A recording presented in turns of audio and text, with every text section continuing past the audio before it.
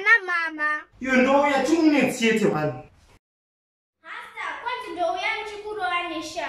Hayo mfana maniho, chukua zote kwanza. Wati yako sister yangu? Ndati kwanza mchawe yangu chikuro anisha. Tim, chicha nesa mno. Hasta na kucheza ukakari, ndo mna anonzwa wazvinzo. Thank you, mom. Chicha unotenda ipa. Momsi, hasta hanzi gone kutokora meso kuda kuvhundutsire momsi. Sibenzire munhu, ndakutemera sishamu. Mupisei, yesa.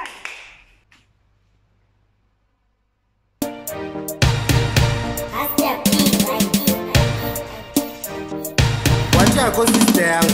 Kwanti mkuu ya kusokrowa neshamu. Iwe chicha nesa. Kwanti mkuu ya kusokrowa neshamu. Iwe chicha nesa. Hasta ndo munhu anonzwa wazvinzo. Thank you, mom. Thank you, mom. Thank you, mom. Wati yako sister yangu?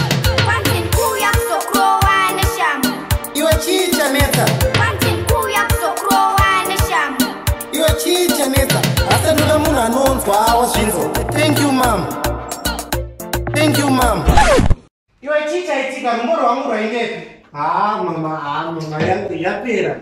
Yaperere. Aiwa mama ndosvika zvona. Vhiki chochocho inotora shamu mbamburi pasi pembedha tizvambanidze munhu. Kwanti